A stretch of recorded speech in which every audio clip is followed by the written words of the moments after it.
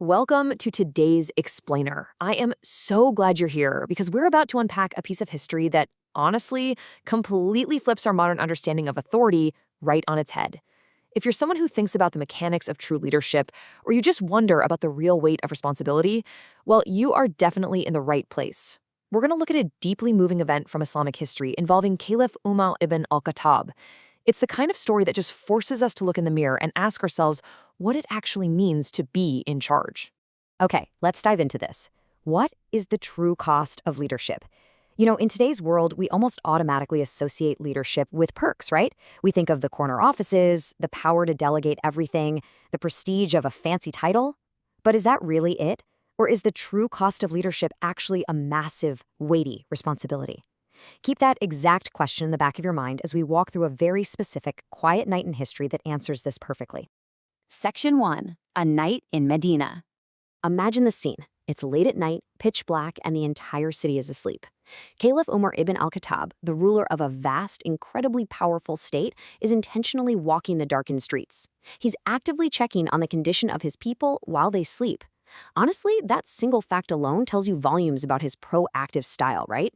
But then, breaking the total silence of the night, he hears this unmistakable, heartbreaking sound: children crying from a small, isolated tent. Naturally, he goes over to investigate, and what he finds is a scene of just profound desperation. There's a boiling pot, but absolutely no food. Inside, a desperate mother is trying to comfort her starving kids.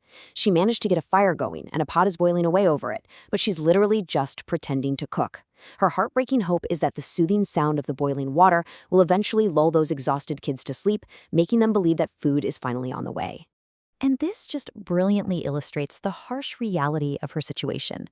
What the children expected to be in that pot was a warm meal, real food to fill their empty stomachs. But what was actually boiling inside? Just water and stones. It was a tragic deception born entirely out of a mother's absolute necessity and having zero other options. Witnessing this incredibly painful scene, Umar was deeply, deeply saddened. The immense suffering of his people just hit him right in the chest in that exact moment.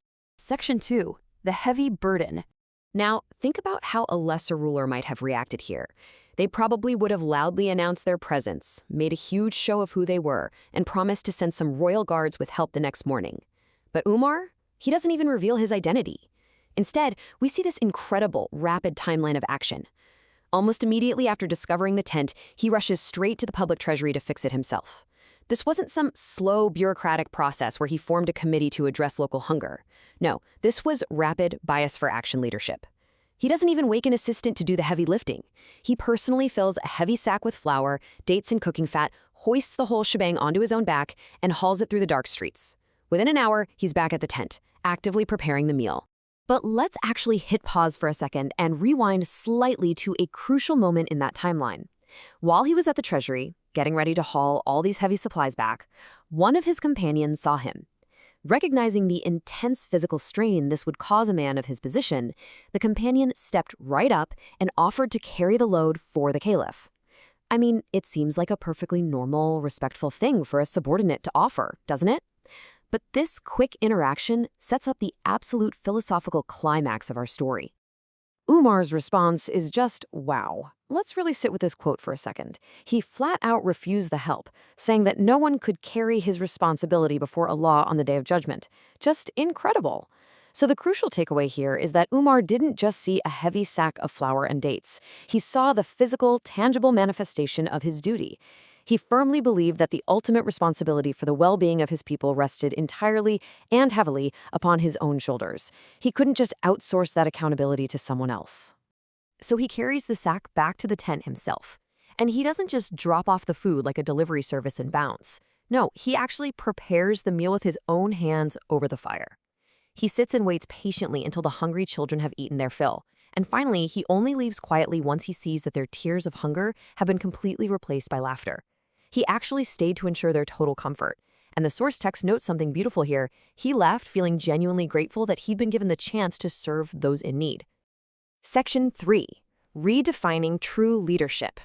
So, we've looked closely at the history and the actions he took that night, but how does this challenge our everyday assumptions about what it means to be in charge? Well, by offering a totally different definition. The true meaning of leadership is this: A true leader is someone who serves their people before themselves. This draws a direct, undeniable line right from Umar's actions in those dark streets to a timeless core philosophy. In a world where leadership is so often treated as a privilege or a fast pass to the front of the line, or just a title to flaunt on LinkedIn, this story redefines it as a profound, humbling act of service. The true leader is the one who carries the heaviest load, not the one who avoids it. The source text specifically highlights 3 core pillars demonstrated by this whole event. Let's break them down real quick. Justice, humility, and compassion.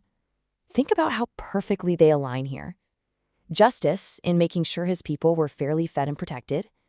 Humility, in completely refusing to reveal his grand identity and doing the grueling manual labor himself. And compassion, in staying until the children's tears literally turned to laughter. His quiet departure, seeking absolutely zero recognition or praise, but simply feeling grateful for the chance to serve, it perfectly encapsulated every single one of these traits in action. Which leaves us with this final, pretty provocative thought. Think about the areas in your own life where you hold influence. Whether you lead a massive organization, manage a small team at work, or even just guide your own household. Are you carrying the burden, or are you just wearing the title? True leadership is incredibly heavy, but as we've seen in today's explainer, that weight is exactly what makes the role so profoundly meaningful. Thank you so much for joining me to explore this fascinating piece of history. Until next time, keep learning and keep leading.